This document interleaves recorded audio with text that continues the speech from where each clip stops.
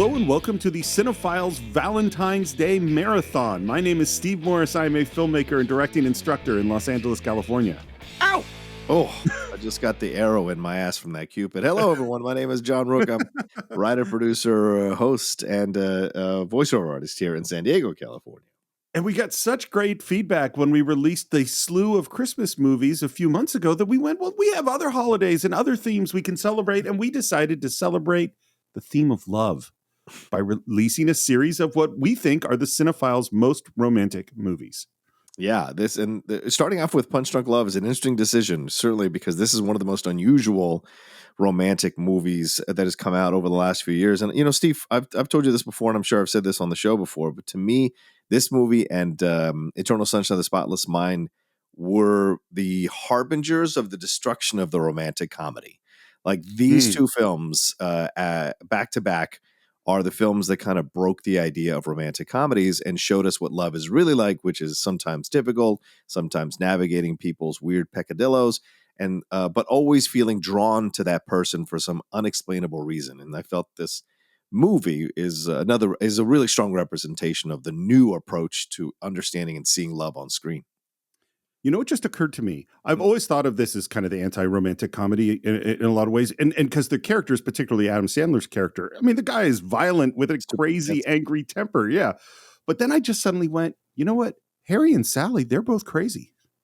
And then if you even go back to the classic romantic comedies like we did His Girl Friday, Cary Grant's a terrible person, horrible person, and she's attracted to his horribleness. So maybe Punch Drunk Love isn't quite as aberrant as I think it is. I don't think it's abhorrent at all. I didn't say abhorrent. I said aberrant. Oh, aberrant.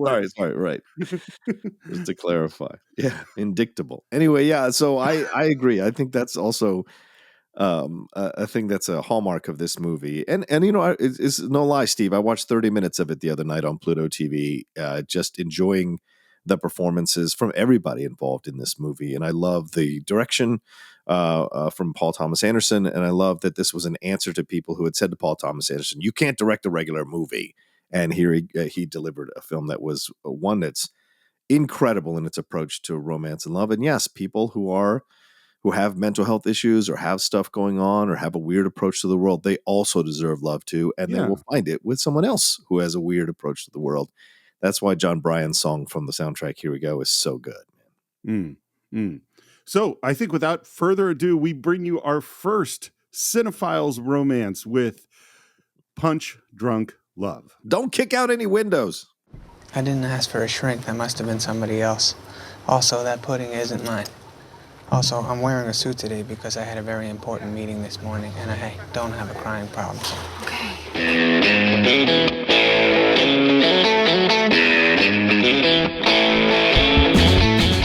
Hello and welcome once again to the Cine-Files, where each week we enter the world of a great film. We explore its themes, the history, the filmmaking, and the influence it has on us today. My name is Steve Morris. I am a filmmaker and directing instructor in Los Angeles, California. Hello, everyone. My name is John Rocha. I'm a writer, producer, and host here in Los Angeles, California, and a lover of Paul Thomas Anderson movies. That's what I can tell you. I really think he is just a true genius. Yes. Maybe when we first started seeing his films and people started making those comparisons, we might have said that a comparison to Scorsese or, you know, that's not warranted. He's not there yet. I really think it is warranted. He is 100% an iconic kind of filmmaker. Certainly you could argue one of the premier filmmakers of this current generation, if not the premier filmmaker of this current generation, in terms of his ability to marry the old school styles that influenced him with the new approach to filmmaking. And this film is like a microcosm of that. So yeah, absolutely agree with you, Steve. And of course, I haven't actually mentioned the name of the film we're doing, although you probably knew it from the preview and looking at the title, but we're talking about Punch Drunk Love, and this happens to be a Patreon pick. Matthew Gromlich is the person who decided that Punch Drunk Love is a movie that had to be done on the Cine-Files. And Matthew, I would like to hear why you picked this incredible film. This is Matthew from Minneapolis, Minnesota, and I love Punch Drunk Love. Outside of the gorgeous cinematography, the characteristic way PTA uses color and light, this is a story close to my heart. In the seemingly inescapable gravity of depression, we clamor in some broken way to whichever opportunities offer us some glimmer of freedom and happiness, bizarre from the outside but singular to the tormented. In the end, a single loving person can make all the difference, can see past the dysfunction and pain, rescuing us and giving us the most sacred of gifts, hope and purpose. Also, it's just satisfying to see Adam Sandler whoop ass for the woman he loves. Excited to hear your exploration of this film, and thank you for all of your hard work. Okay, wow. Matthew, thank you so much. Appreciate it, Matthew. Thanks for your words about why you love this movie. Hell yeah. John, I know this film is very special to you, and I would love to hear how you first came to it. Oh, I mean, I was a Boogie Nights fan, so I immediately was on the Paul Thomas Anderson train, and then really I was one of those people, those film people that defended Magnolia like crazy. So when this trailer came out for this movie, I was immediately in love with it, and just the trailer alone, from the uniqueness of of us Adam Sandler doing a drama. I had a massive crush on Emily Watson since Breaking the Waves, and then you combine that with this kind of place I was at in my life, where I was 2 years into LA, and I was this kind of idealistic, romantic person who still believed in his dreams to a degree of what I had at the time, but also felt that I was always out of step with the mainstream, out of step with regular people, out of step with quote unquote normalcy. And this film and Eternal Sunshine of the Spotless Mind, I felt was this change in cinema and the death of romantic comedy. I thought these two films signaled the end of this idealistic approach to romance in movies and signaled a real honest approach to how difficult relationships can be, how difficult love can be. Even when you care for someone so deeply, you have to kind of factor in flaws and all. And it isn't just having a wrinkle on your forehead or whatever. Flaws can be much deeper than that. I really loved it for that. And when I saw it, I was just transfixed. It's one of the most intoxicating 90 minutes of cinema that I've ever experienced. It's funny, just on the Magnolia thing, I think Magnolia is a brilliant film. Mm-hmm. I could so remember seeing it in the theater, and my only criticism of it was it felt like it was building to a climax for an hour. It's gonna be like, okay, here it is. Everything's gonna. Nope. I guess that's not it. Oh wow, now this has got to be it. Oh my God, this is so. Nope. We're gonna keep going. Like, just like I felt very messed with. And then you're like, frogs. What the hell is going on? But I can't fault the directing. I mean, it's just absolutely brilliant. And the same is true of this film. For me, I saw it in the theater. I was, as you said, transfixed, disturbed, confused, blown away. And that was the only time I ever watched it. I saw it in the theater in Los Angeles when it came out. Yep. And then I've been watching it. I've actually kind of watched it a few times because to kind of try to get my head around, like, well, what is this movie? Like, what is it? What does it mean? Because it's pretty complicated. And it's so funny. Last week, we did 13 Assassins, where I had minimal pre-production. Same thing. I couldn't find very much information at all about the production. I found lots of people analyzing the meaning of the film. Yeah, certainly. But very few, and I tried not to read any of those, but very few that actually talked about how this got made. These are the only things I know, and I'll tell you what they are. Number one, after Magnolia, PTA wanted to make a 90-minute film. Yep. Number two, he wanted to work with Adam Sandler. Yes. That's it. That's really all I got. And that Joanne Seller, who's his producer, just was completely against the Adam Sandler thing. Why would you, this serious, profound director, want to work with, Happy Madison? Like, why would you want to do that? The Water Boy is going to star in the Paul Thomas Anderson movie. But I'm sure the same conversation was had with Michel Gondry when he was going to cast Jim Carrey in Eternal Sunshine of the Spotless Mind, and probably even more recently Darren Aronofsky when he was going to cast Mickey Rourke as the wrestler. People, I'm sure people were like, no, like Rourke is box office poison. He's doing straight to DVD stuff. But, filmmakers like this, Steve, operate on a completely different wavelength, and they see things that we don't see until they show them to us. And then we go, oh my God, I can't think of anyone else that would be as perfect in this film as Adam Sandler is in Punch Drunk Love. Well, and what's so weird is that just recently there's an Adam Sandler performance, which is an intense, dramatic. So, Good point. Yep. Paul Uncut Thomas Gems. Anderson, he saw this thing in him decades ago that nobody else could have seen. Yeah. Agreed. Would you like to get into the film? Let's do it. So right away, we see PTA's incredible color control.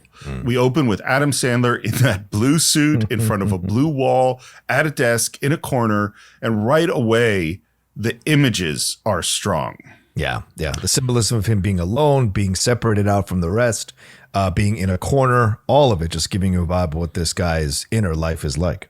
And he's on the phone and he's having some conversation about purchases and miles and coupons and prizes. And he says, Do you realize that the monetary value of this promotion and the prize is potentially worth more than the purchases?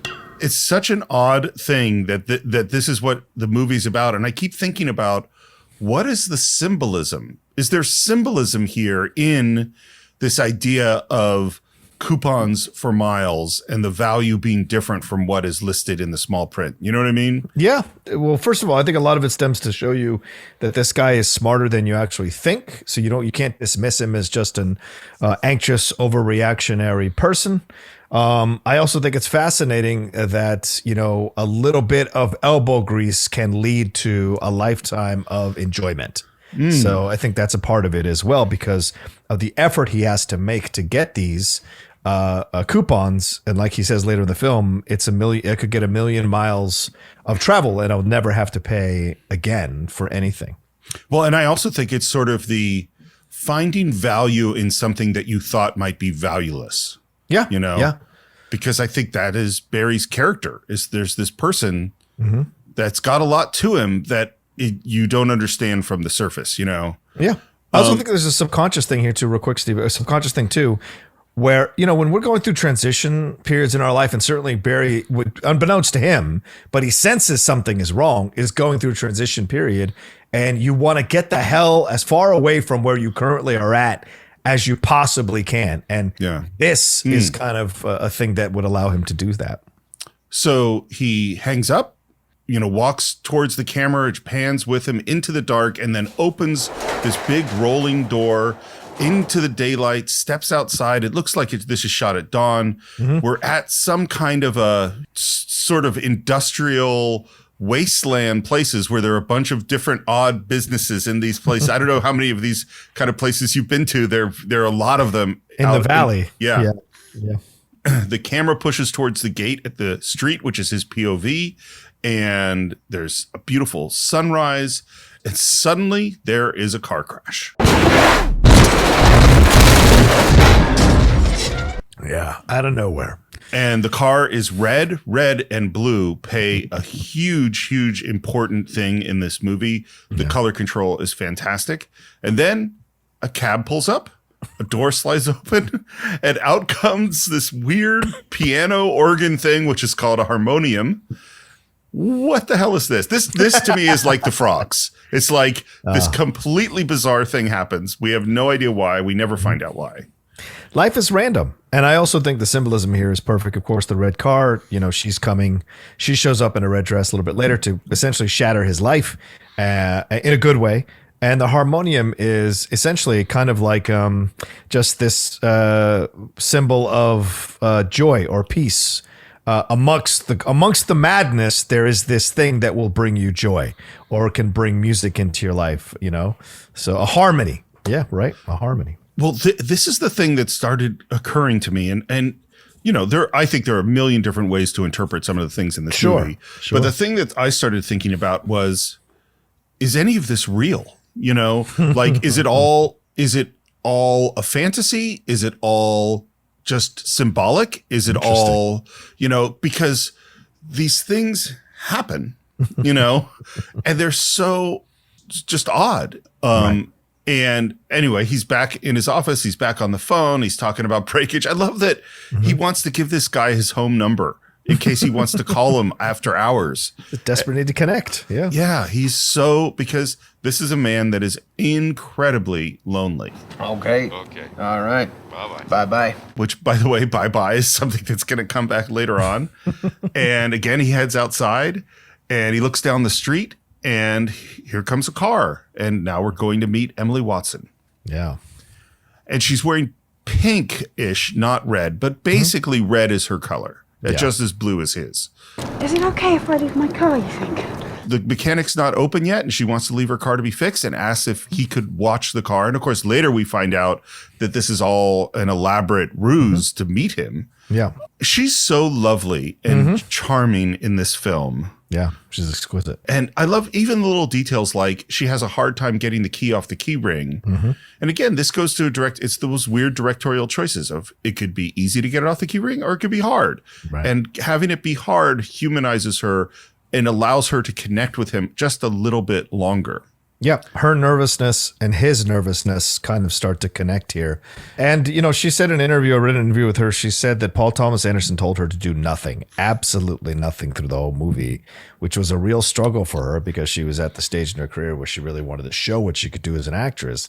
But I think Paul felt, you're beautiful, you're porcelain, you're natural energy is the audience is going to gravitate to you already. So you saw the way she handles herself throughout the movie, and this is a great introduction. And of course, a little on the nose with her giving the key to him, like the key to her heart and stuff. Like that's kind of a little on the nose of symbolism, but you get what it's going for, and you get what's going to happen here. So it's great. The do nothing direction, that is a really odd direction. But what I think he's doing is it's like a Rorschach test, is that he wants the audience to fill in who she is. Yep. He doesn't want her to tell us who she is, you know? Right. You know, there's this moment where she says, maybe I'll see you later. Maybe I'll see you later is not what you say to the person that you gave your key to give it to the mechanic. Right. If I'm just giving you my key so you give it to the mechanic, I'm never going to see you later. Right. Maybe I'll see you later is flirtatious.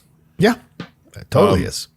And she walks away and he drinks his, iced coffee or whatever it is he's got in that container.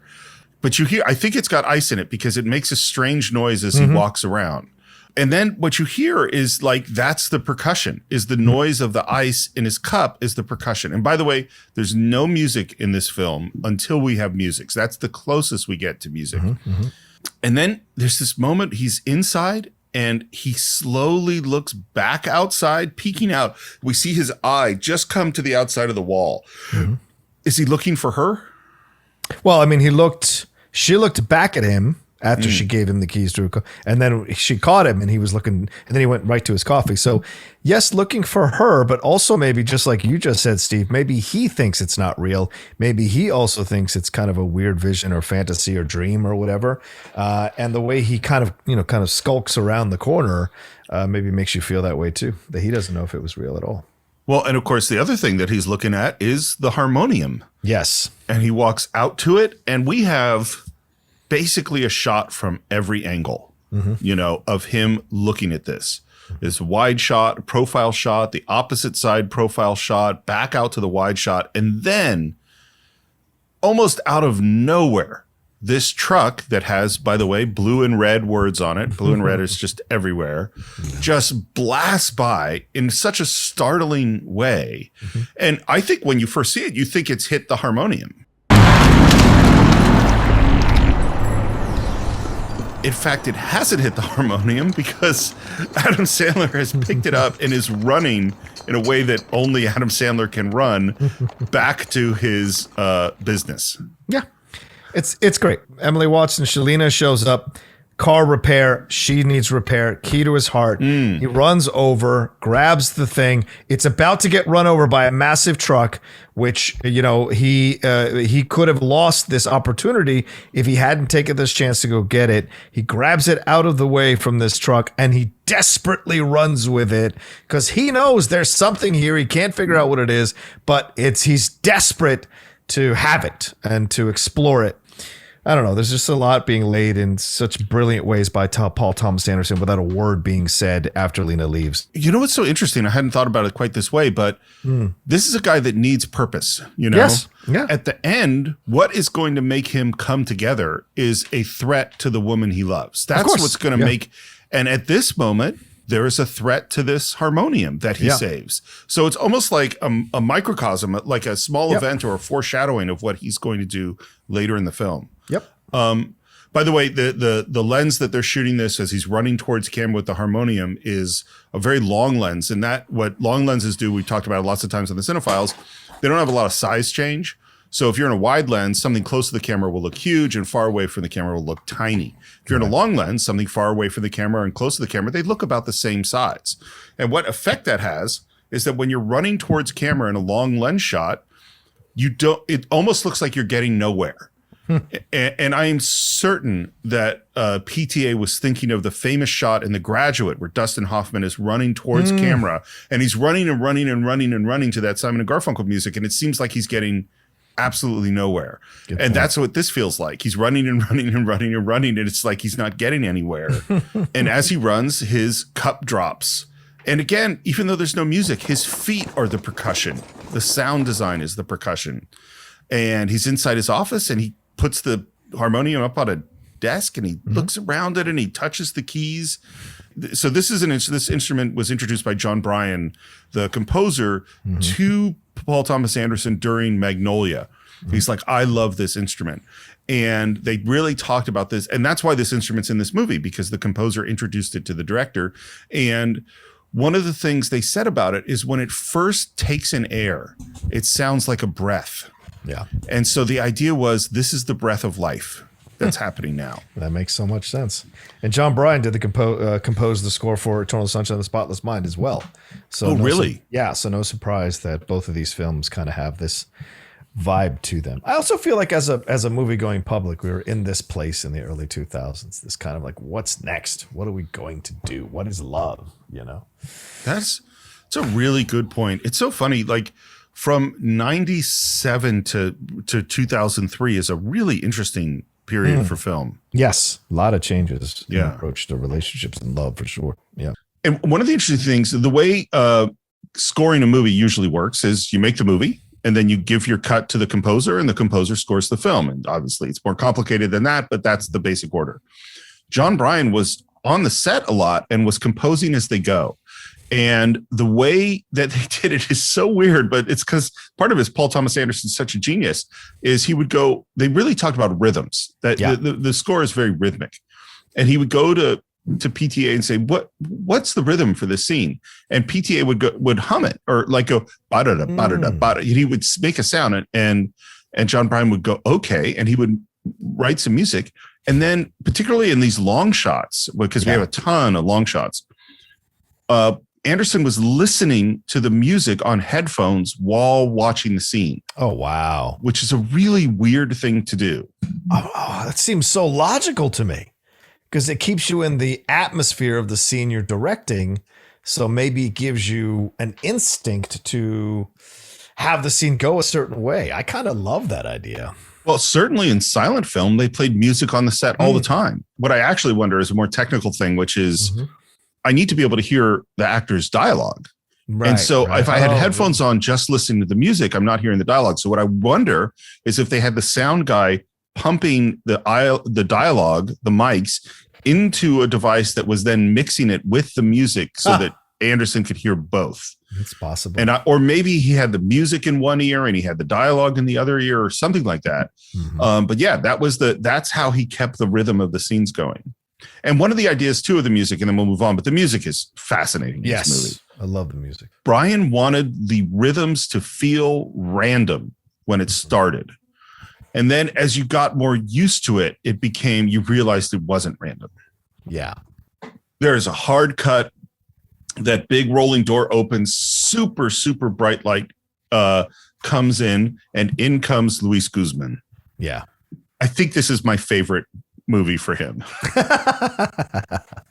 Okay. He does so much with so little. Oh, yeah. Like every shot, if you just watch him in the background, he is hilarious. And his first question is, Why are you wearing a suit? I bought one. I thought it would be nice to get dressed for work, and I'm not exactly sure why. Tell me about this suit. What do you think about it? To me, I think it feels like a suit of armor, right? I mean, he is put the suit itself. It doesn't 100% fully fit him because it's not tailored. And you talk about the blue and the red. There's the symbolism there because he's wearing a red tie, if I'm right on that. I think so. And, yeah. So I think to him, it symbolizes a way of like trying to change his life yet again, right? I'm going to wear a suit. Luis Guzman's reaction is like, why are you wearing a suit? And his sisters go, why are you wearing a suit? So the whole time through the whole movie, a number of people ask him why he's wearing a suit. And to me, it just seems like he was probably wearing oversized shirt and jeans or oversized oversized shirts and shorts to work. And this is like a way of trying to do something in some kind of, way of his thinking to change his life. And so the suit kind of represents, I'm trying to elevate my life. I'm trying to upscale my life in some way. And this is my clumsy attempt at it. I think there's another way to interpret this film, which there just are many, which is that even though Barry is an adult who owns his own business, this is a coming of age movie. Yeah. This is him becoming an adult. And I think at the beginning of the movie, he kind of puts on the trappings of adulthood. Yeah. I'm going to wear a suit. Yeah. But he isn't yet an adult. I believe this is a small piano. It's not a piano. I got a piano at home. And he asks, why is it here? And I love the direction of this because Adam Sandler is backing away towards camera and he's sort of shifting left and right and in this sort of uncomfortable way. And his answer is, I don't know. And the music is quietly building underneath his movements. As he moves backwards, you can hear the tone, you can hear the score, these beats of the score playing underneath as he moves left to right. It's like dun dun dun da da da da da, and there's the title of the film. So it's really deft how Paul choreographed this movie and how he used John Bryant's score in certain moments to convey important sections of the movie. And we go into this color field for the first time, these odd colors, dissonant sounds. We hear distantly a voice singing, which I think is our first tiny taste of He Needs Me, which is going to come back later in the film. And then it resolves in this orchestral with harp sound. And then we cut to our guys who work with Barry sitting around a table. We have no idea what they're talking about. It ends up that this is a business of selling novelty plungers. Plungers, man, of all things. But once again, what's the symbolism of plungers, Steve? It's to unblock a clogged toilet, right? So he's going through his thing. Clearly, all the symbolism is there, And he starts getting calls from his sisters. Oh, God. These are the worst sisters in the history of cinema. The worst. If I was the only male child amongst all these sisters, I too would have anxiety and like issues connecting with the world and be a colossally fucked up kid. They drove me insane, Steve, for sure. They are horrible. I mean, to be clear, he is also horrible. Well, right, but he seems to be the baby of the family. Yeah. So they clearly just destroyed this guy from birth, It's awful. You know what they reminded me of in how it's totally different movies, but Margot Martindale in $1 Million Baby of just like you have this horrible, this family members that are just stunningly awful. Yeah. And there's apparently a party, and rather than encouraging him to go to the party, well, they are encouraging him to go to the party, but rather than doing it in any kind of a positive way, it's all, hey, it's me, it's Rhonda. Are you going to this goddamn party tonight? Oh, hi, Rhonda. Yes, I am. All right, fine, bye. it's just terrible. And this is going to happen multiple times. Yeah. And the other thing that's going to happen multiple times in this movie is having to deal with many things at once. So he's trying to have this talk about his plungers with his guys, and he keeps getting these calls from his sisters about this party. And clearly this is an issue, isn't it, Steve? Because clearly he has not shown up to parties when he said he's going to show up. And this is another thing, Steve. In 2002, how much were we having a conversation about anxiety or mental health or about this is almost a film ahead of its time. If this film had come out now, I think it would have engendered a number of very interesting conversations, think pieces about anxiety, about the effect of anxiety, about mental health, about, relationships with someone with anxiety, panic attacks, those kinds of things, because he's having that throughout this movie. And it's so ahead of its time in how it is putting it out there and confronting it and not judging it more than anything else. And I found that to be so fascinating watching it this time around. I think that's completely right. That's what so much of what this movie's about. And one of the things I started thinking is that this movie is so subjective in the way that it presents things. Yeah. It might very well be that what is happening is exactly what's happening. But what I think it's conveying is this is how it feels like to Barry. Yes. Yeah. This is how he experiences it. And a lot of this has to do, I think, with pace. The feeling, and we're going to get to some scenes that are this off the charts. Yeah. There's a million different things hitting him at once, and he can't deal with any of them. No. Yeah. I love the sister where he says the word chat, and then she's just all over him about the word chat. Chat. I'm just calling to make sure that you show up at this party tonight. Oh, yes, I will be there. Okay, fine. Then you get to go back to chatting with your precious customers, you fucking phony, chatty piece of shit. Okay, all right. I mean, what the fuck, man? I mean, this reminds me so much of The Sopranos. Remember whenever Janice tried to break out of being a part of that shitty ass family, and Tony would never let her. Tony would encourage her to get help, say she needed help. But the second Janice started actually climbing out of the madness of that family, Tony would do something to mess her up and to bring her back down again, because he felt that she was trying to be better than him when she was changing herself, and he couldn't deal with that, so he would have to denigrate her. The same thing I think probably happens in this family, Steve. These women want him to be, or these sisters want him to be different, but the second he tries to be different or does something unusual or different, they immediately absolutely put him on a cross and crucify him. So they are the architects of this dude's situation, and they never allow space for him to kind of climb out of it because of their overbearing and terrible nature. And I'm sure a lot of people listening, probably who have seen this movie or are listening to us now, probably have family members like this and hate it to pieces. I totally agree. And it's this weird sort of, I want you to not be a piece of shit. Hello, piece of shit. Yeah. Yeah. I mean, clearly Barry has problems. Yeah. And I think about this all the time. It's like, if you think he's a piece of shit, why do you want him at the party? Just stop dealing with him. Yeah. If there's no hope for this guy, the plungers, John, have non-breakable handles. Or so we thought. This is a silly question. So he says, we've been working on this forever and have the non-breakable hammers, and then he hits it and it shatters. And he goes, this is one of the old ones.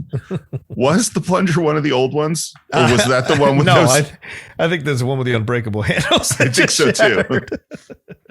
And another sister calls, and we find out that, in fact, he has 7 sisters. 7? Good God almighty. But what's interesting is he's talking to the sister, and she asks him what he's doing. And he says, I'm talking on the phone to you. I'm standing. That is not what he's doing. He is looking at the harmonium. Yeah, yeah. Her last line to him is, don't puss out. And he starts to play the harmonium. Another inspiration for John Bryan's composition was watching Adam Sandler play the harmonium. Who obviously is, I don't know how well he plays piano, but he's obviously a musician. Yes. It's funny. If you had told me when I first saw Adam Sandler on Saturday Night Live that 25 years later I would be describing him as a musician, I would have been surprised. And now we get to meet the sister that we're going to come to know the most. This is Elizabeth, Mary Lynn Rajskub. Yeah. She's great in this movie. Oh, yeah. I mean, she's great in so many things. Brooklyn Nine-Nine, 24. Just a great nerdy sister. Yeah. And so it works so well for what he's, because she does care about him, but she also has those patterns of antagonizing him as well. Yeah. It's like she feels it's her sisterly duty to care about him. Yeah. And she also hates him and has no hope for him. Right. And she, of course, is asking if he's going to the party tonight but she came by to talk to him about something in particular, which is she's got this friend from work. She's really cute. She's really cool. And she was thinking about bringing him to the party. This is where I think Sandler that PTA did see something in him that would work for this, because the way he delivers this line. Yeah, I don't want to do that. Yeah. Is classically Adam Sandler from any of his comedies, Yeah. And he says, I don't do stuff like that. And she says, you don't really do anything. Yeah. And the whole time this is happening, she is backing him physically into a corner. She is like talking him as he tries to pull away. She keeps on him. And there's such a judgment behind everything she's doing. So you can see once again, he's just feels like he's trapped. He feels like he's trapped. He can't get out of this shitty existence, but he wants to get out of it. I just feel like I would be a little tense, and I don't think I'd act like myself. No, that's kind of your fault. Yeah, of course. Well, and it's so, what just occurred to me is I think there are elements of Barry that are you, and there are elements of Barry that are me. And they're very different. Let me guess which one's me, and let me guess which one's you. Okay, go ahead. Yeah, I'm sure I'm the guy shattering the windows. I think yes, that's what I thought was you. Not you now, but maybe old Rocha, and the guy who is worried about acting like himself at the party. That's me. Yeah. Because that line makes perfect sense. I feel like I'd be tense, and I don't think I'd act like myself. Yeah. And of course, people have said to me, well, that's kind of your fault. It's like, no shit. Obviously it's my fault. It doesn't change the fact that I can have social anxiety when I'm at a party, Right. How about a little understanding? Yeah, exactly. And then he says, there's an outside chance I'm not even coming tonight. But she knows this. She knows how to turn around his logic. She's like, great, then she can come. It won't matter. Yeah. Well, and because he's got to renew his gym membership. And the last thing she says to him is, just trying to be your friend, Barry. Yeah. I don't think that's what she's doing. Right. Let's go to this party. Why not? Mm-hmm. The first thing that happens is he comes in and hears them making fun of him. Yep. From the past. Yeah. This is all so terrible. Yeah. And it is made more terrible later on. Ron used to call him Gay Boy all the time. Gay Oh Boy. I remember the sliding glass door. And he goes out and he comes back in, which I actually think is kind of the classy move, to not actually try to walk in right in the middle of them saying horrible things about him. I thought it was his OCD, but maybe you're right. Maybe he is walking in like hesitating or whatever. It totally could be. And rather than saying, oops, we were talking about you, and shutting the fuck up, they say, all right. Remember we used to call you Gay Boy? You'd get all mad? What's that? We used to call you Gay Boy. Remember? You'd be fine, and then we'd call you Gay Boy. You'd just freak out. horrible. Families are terrible, ladies and gentlemen. They can be quite terrible. Like, even if you think the reason that the person got mad had to do with their immaturity and they've probably grown a lot and they probably wouldn't get, you still don't call them the thing that made them mad. Exactly. Also, really don't call anybody gay boy. We were calling you gay, and you got so mad you threw the hammer through the sliding glass door. You remember? I don't remember that. Yes, you do. We were calling you gay boy, and you got so mad. They ask about the suit. One of them wants to know if he's using the dandruff shampoo that they gave him, which clearly means he's got something on his, on his hair or whatever, on his shoulders. It's all about things that are wrong with him. Yeah, right off the bat. Yeah. Yep. Tells him to say hello to the brothers-in-laws, and he tries to do. You could totally see him doing the manly handshake. Yeah, like I'm trying to present this, identity to these other guys. How's work? This is very food. Thank you. What's very food? Which there are a couple of these sort of weird him saying the wrong things. He asks if his sister's friend is here. It's like, nope, you're off the hook. Couldn't make it. And after, a little talk about the gym membership, we hear, come on, gay boy, it's time to eat. Yeah.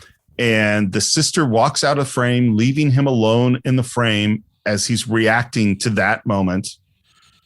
And it's just so hurtful. And it just, it makes me angry. My blood is boiling at this moment. Yeah. And then we cut to the family and the kids and everyone going to this wide, flat shot of them all sitting down at this rectangular table, and then there is this huge noise of shattering glass.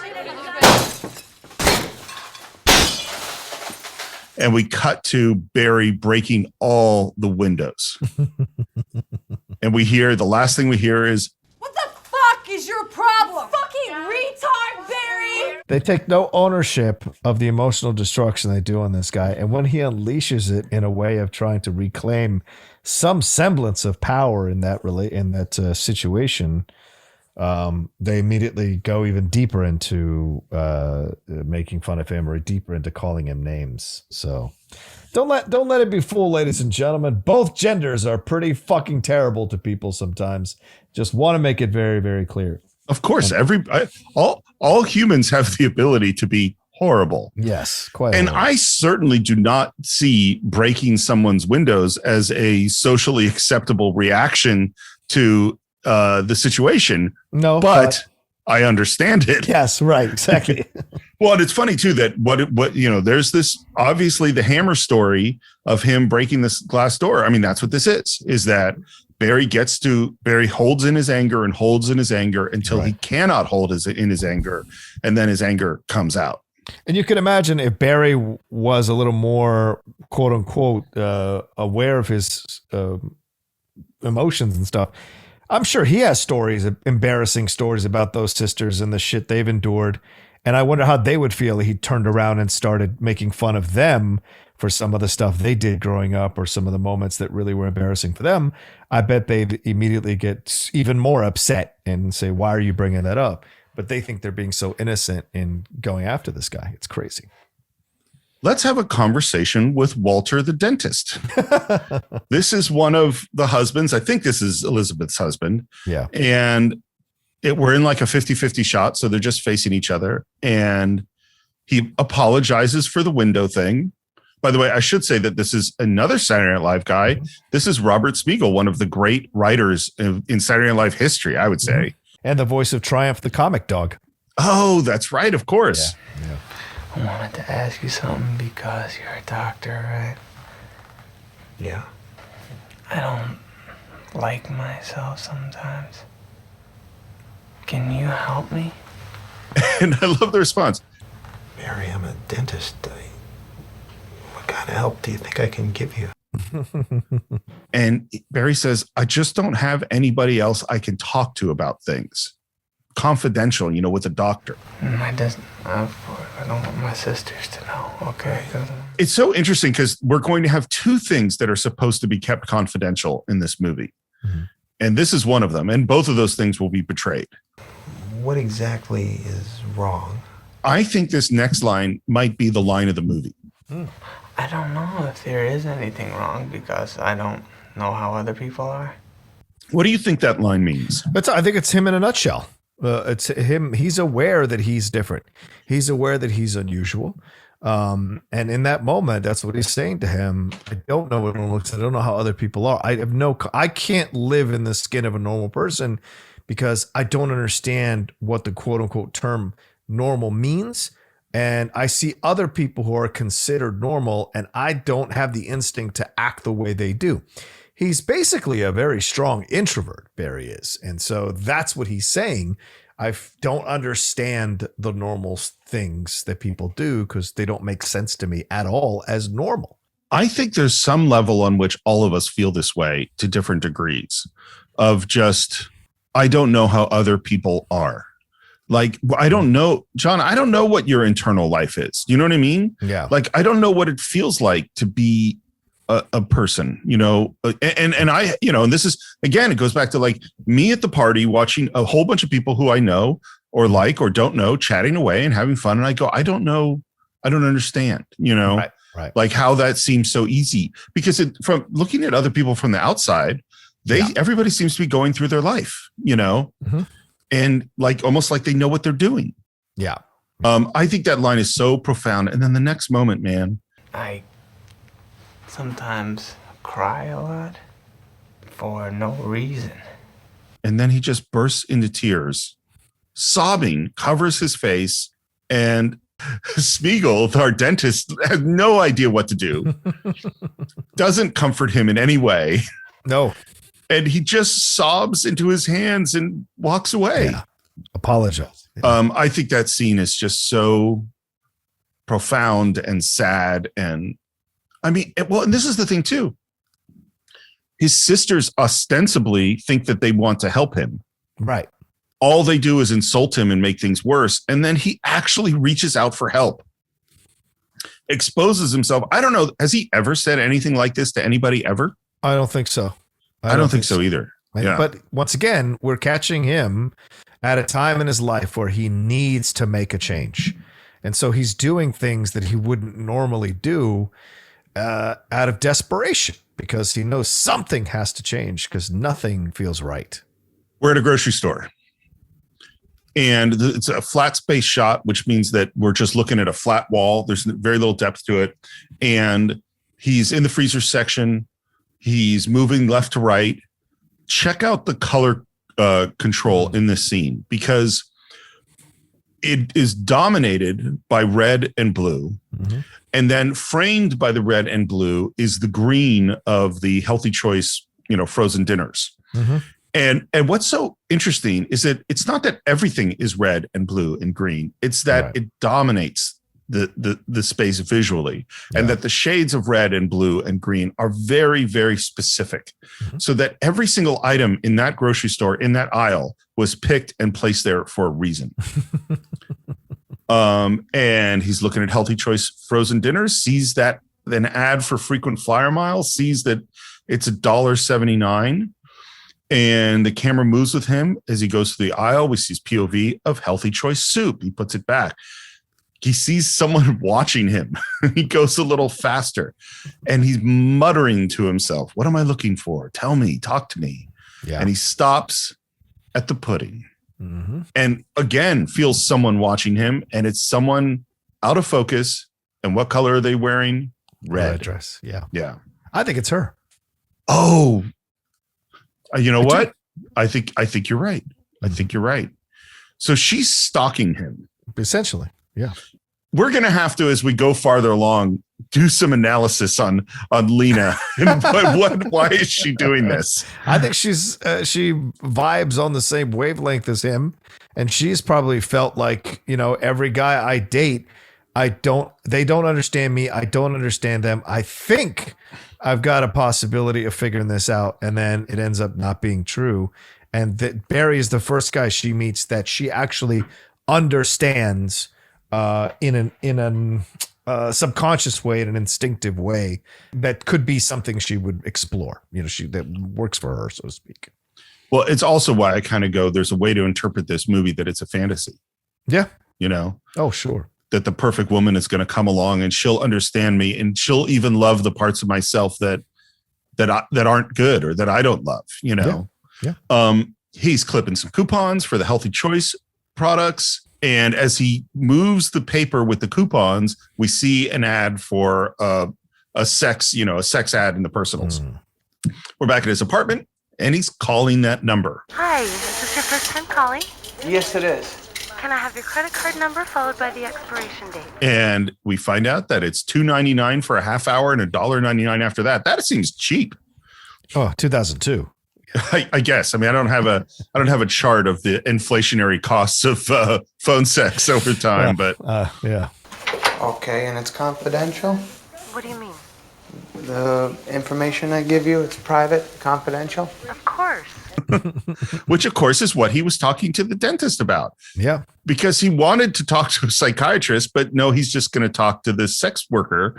And she says it's completely confidential, and it appears on the credit card as D&D Mattress Man.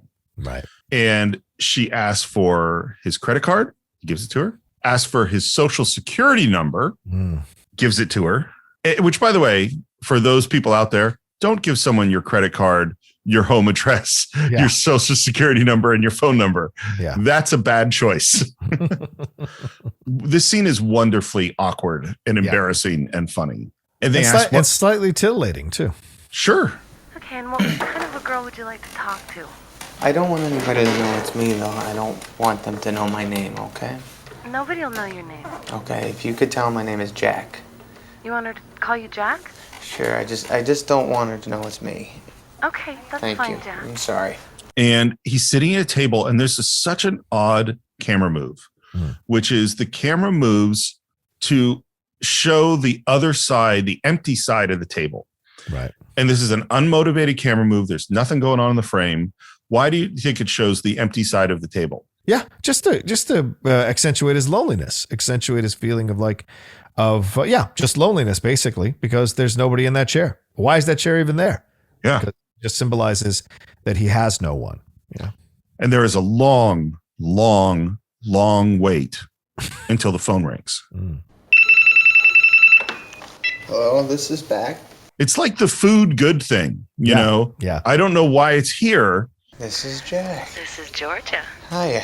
Hiya, what are you doing tonight? And she keeps trying to make this a standard sex call. Asks what he's doing. She's doing well. Yeah, sure. She's doing really well. Yeah. So, Jack, are you stroking it? No. She asks, now I feel like I'm doing a sex call with you. I think it's with the audience. I'm only wearing a t-shirt and panties. Really? Yeah, really. And I'm looking at my shaved pussy in the mirror. She just said she's wearing panties. Right. Oh, now you're going to put down the logic here of whether she's. Well, no, I actually think it's important to the film because the lies are exposed really early in this call. Great point. You know, and of course, we can all assume that someone who is on the phone isn't doing the things that they say they're doing. They don't have the name they say they have. They aren't located where they're located, and they don't look like what they say they look like. You know. Do you want to know what I look like? Doesn't matter. What do you mean it doesn't matter? Well, I have no way of finding out, so it doesn't matter. I'm not lying to you, Jack. And again, she's trying to get it to the sex part of the conversation. Are you jacking off yet, Jack? No, I'm not. Do you ever? Sometimes, yeah, when I'm lonely. It's interesting that he says when I'm lonely. Right. And not when I'm horny or when you know what I mean? Or when I'm watching porn. It's absolutely. This is a lonely guy. And then she says, and this is so important. So what do you do, Barry? He asked to be called Jack. Right. And the whole thing was they're not going to know who I am. Right. And she gives it away right here. That's why I say it's important that we plant a moment before that she's lying. Right. And then all the trouble comes from the fact that he has his own business and he wants to diversify. And we know that his business is selling novelty plungers, which, by the way, he has a fairly big staff for the novelty plunger business. Yes, he does. Have you ever seen a novelty plunger? I don't think so. I'm sure I've been in a bathroom in Vegas or some hotel where a novelty plunger existed, but I don't think I've ever noticed one in my life. I've never seen a novelty plunger that I can remember. I think I would notice. Right. And it's funny when he says, I want to grow my business and I think I can get over that hump. We know this is a guy who isn't running a great business, who isn't going to get over that hump in all likelihood. Yeah. But she hears an up and coming rich guy with a huge business that's diversifying. And then as we get to the end of the scene, it finally gets to where she's trying to get it to go. Mm-hmm. And the camera moves off him as he's sitting doing what one would expect on a sex call. And then we cut to just later at night and he claps his light off. Mm-hmm. Do you remember this moment in time where the clapper was Yeah. It's morning. The shot is framed in the hallway. We see Barry step into the frame to answer the phone, and it's Georgia calling again. You know, after a little bit of small talk, she says, remember last night I was telling you about my apartment and my rent. This is so weird and really embarrassing for me. No. But I was wondering if maybe you could help me out with some money. This is a horrible call. Yeah. These scams have been around for a long time too. Of course. Absolutely. I am sure that, you know, someone in the Middle Ages got their equivalent of this call. And he's trying to be nice about it. And I think he even believes her on some degree at this moment still. Yeah. I'm sorry. Maybe I should call back and talk to your girlfriend. Maybe it'd be better to ask her for the money. And the camera is pushing in on him. The way Paul Thomas Anderson moves the camera is just, I don't understand it. Like, it's none of these shots would have ever occurred to me to shoot this way. And they're all beautiful and they're all just amazing. Yeah. And then this is where it turns. could be really easy, you know, Barry. I have all your information. I have your credit card information, all of your billing Okay, no, stuff. thank you. Back at work, Luis Guzman comes in and asks about the pudding. Yeah.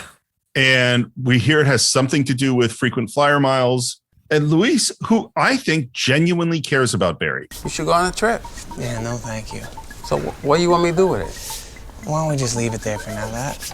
Cancels his MasterCard, wants to find out if anyone has used it. They haven't yet. See, and this is a mistake. This is where it becomes a mistake. Where Barry, why are you cutting up the card? Why are you claiming that it was lost? Well, see, Barry's a liar too. You know, Barry's not clean here either in this situation. Well, why should, I mean, he should, I think he should cancel the card. Well, but that rescinds the payment. He said that I lost the card. So where's any payment, blah, blah, blah. So that kind of reverses or cancels the charges to the sex phone operator. So if he doesn't do this, this whole thing with Philip Seymour Hoffman maybe doesn't pop off the way it does. It never occurred to me that way. I think it's true, but that isn't how I saw it. Because first of all, we don't see him cancel any payments. Well, he says, I lost my card for a day or two, and then I found it again. Am I okay? I wouldn't want to have any charges, blah, blah, blah. So clearly they haven't put the charge through yet, because that was just last night. So he knows what he's doing. But I think also, Steve, your instinct, I imagine, is he's also afraid because they've called him.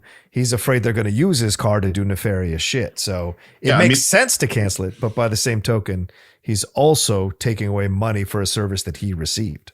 If someone gets your credit card number, your address, your phone number, and your social security number, my advice to all the Cine-Files out there is cancel that credit card. Absolutely. But your point is well taken that might have pissed them off more if the $10 or whatever it was that he spent on this, because $2.99 for a half an hour and $1.99 after that. I still think that sounds cheap. It is. We don't know how long they talked though.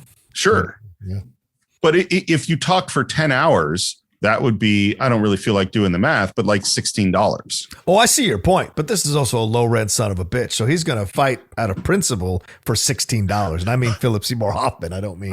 I can't wait to get to Philip Seymour Hoffman. He's so great in this movie. Yes, he is. I love, by the way, when they decide to cut up the card, that it's cut, like really, really fast.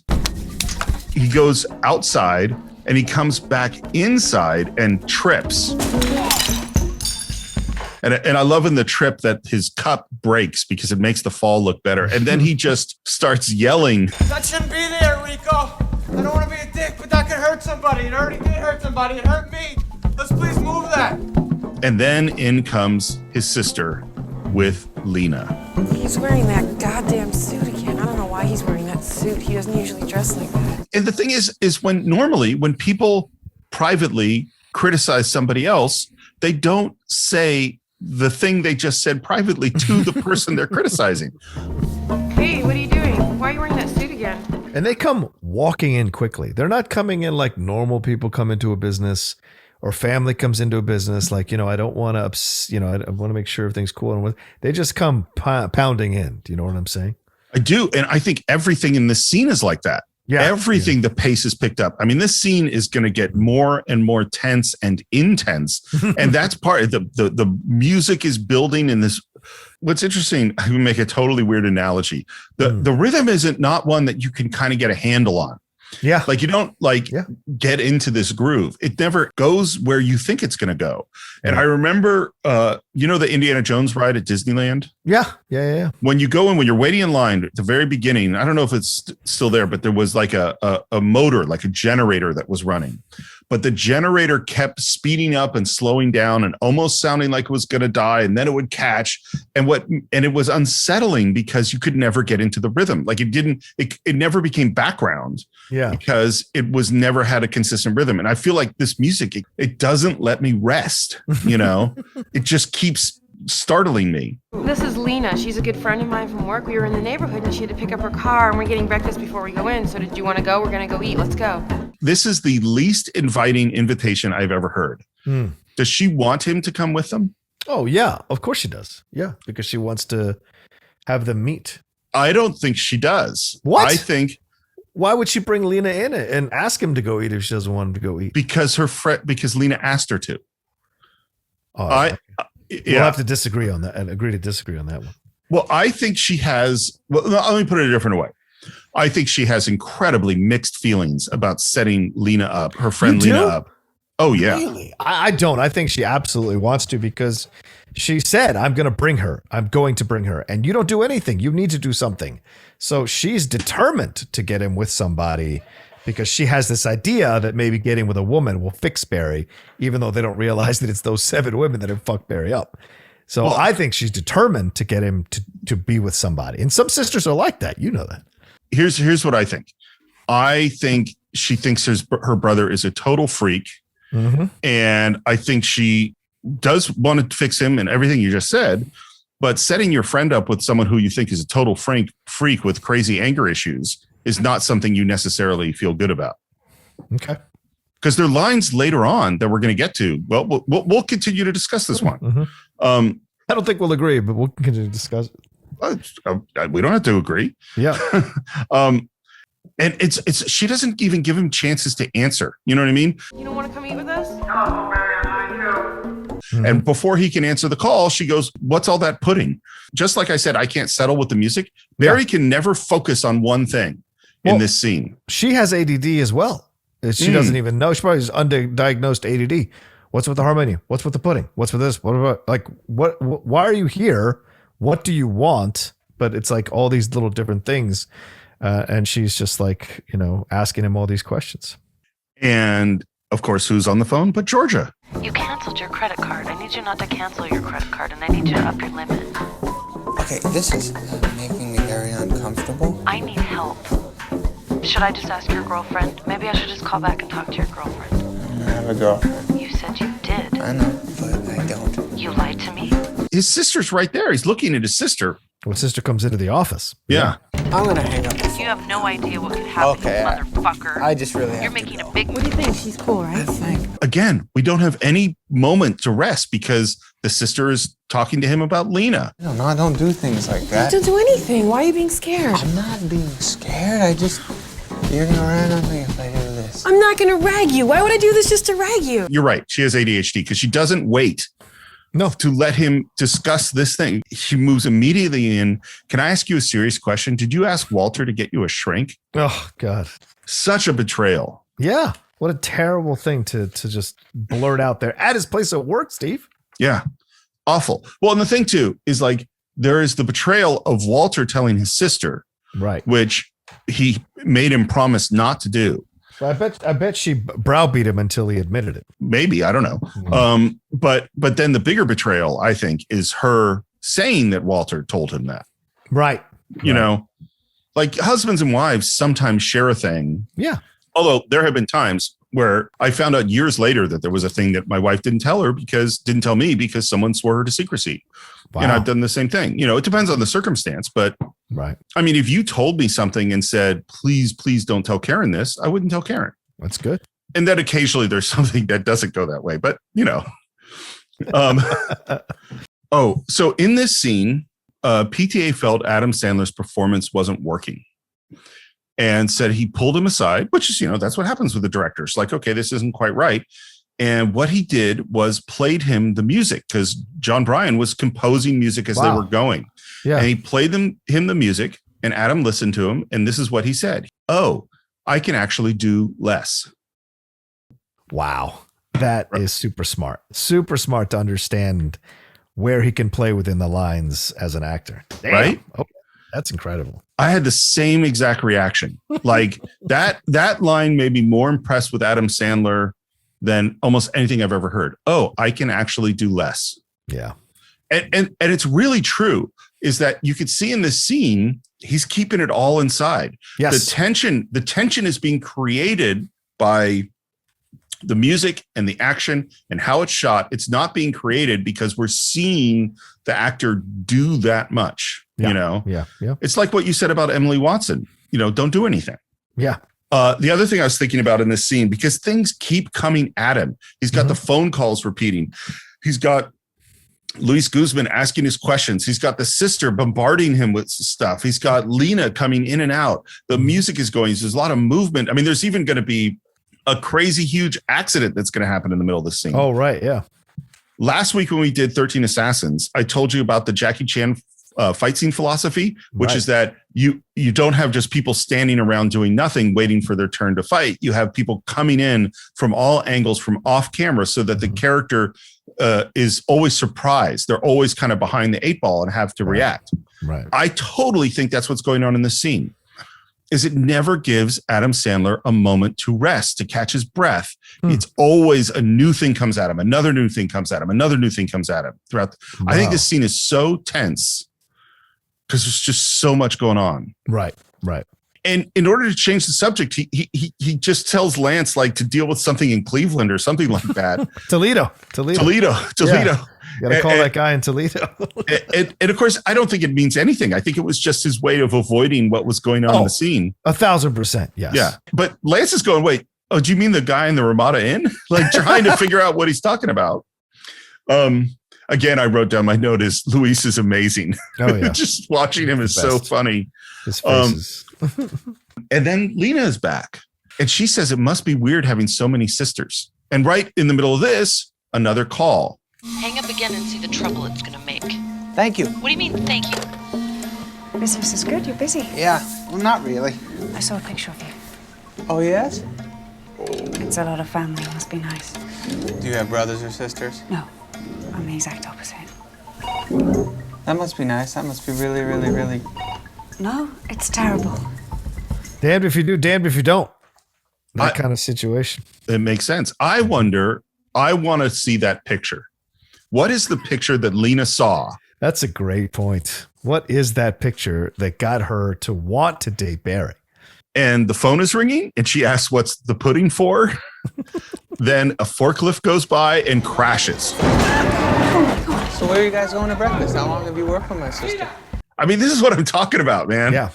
Well, because she comes in essence, to shatter this very well-constructed life that he's living, but he doesn't want to live this life anymore, and he doesn't know how to break the patterns, how to shatter the depression, in essence, that he's in, and all this stuff is happening.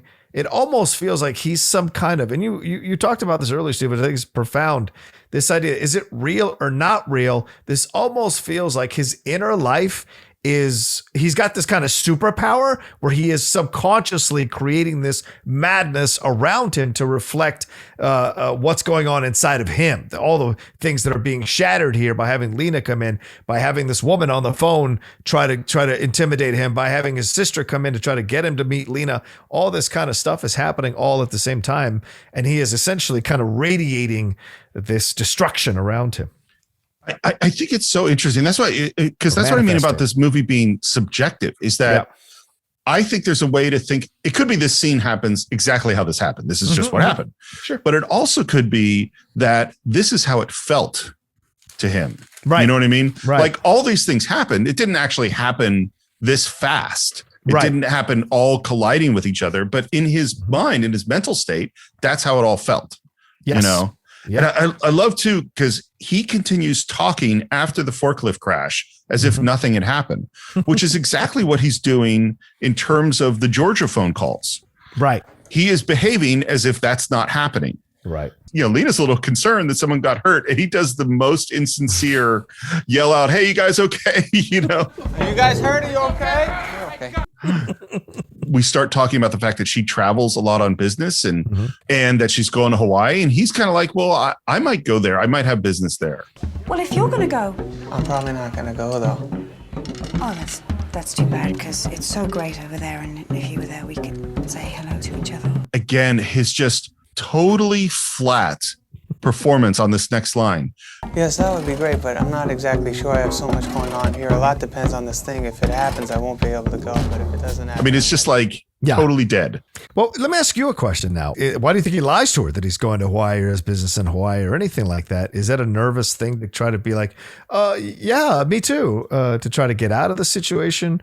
Or does some piece of him want to be with her in Hawaii? I mean, he's trying to save up all this coupons to get these travel miles. Is there a piece of him that's, oh, Hawaii sounds like an escape, a great place to go, blah, blah, blah. I hadn't thought about it until you asked this, but I think the interpretation of he's attracted to her and is, maybe thinking about it. I think that makes total sense. What I actually think it is I think it's like the blue suit, is that it is him trying to put on an identity that isn't him. He wants to present an identity of a businessman who's going to diversify, who is going to get over the hump, who wears a suit to work, and who travels for work to Hawaii, Right. But then we can't even really deal with the Hawaii moment because the sister comes in. And by the way, she comes in now where there's a snare drum with her that makes it even more forceful when she enters. And a box falls in the background. Oh my God. Lena says, "Nice meeting you." And then she's asking about the harmonium and about the pudding. And as they're starting to walk out, Call me later and we can talk about asking Walter for the shrink. And he said you have this crying problem or something. Bye, Barry. And yells it out in front of Lena and all his workmates. So again, these women have fucked this guy up from birth. Obviously very busy. I don't even know if he has time for a girlfriend. You might be right there, Steve. Okay. All right. I can see your point of view on this. Maybe that is what's happening here. Maybe she's just doing it to make Lena happy, but it's confusing because then she's like, I don't know why he's acting weird. I don't know why you want to date him. But then she's like, you got to date her. You got to do something. You got to get her. So she's a confusing person, his sister. Well, I think that's really, and maybe we're both right, which is that, and maybe the ADHD thing is really the thing, is that she does want to help her brother. She also hates him on some level. And she does want him to have a girlfriend. And then Elizabeth says, "Meet you at the restaurant." And she goes out of frame. And we stay with Lena, who goes to her car. She stops at her car. The camera pushes in as she looks back towards Barry. And then she walks back in. I'm going to go and eat tomorrow night. Do you want to go with me? Sure. Do you want to pick me up? Sure.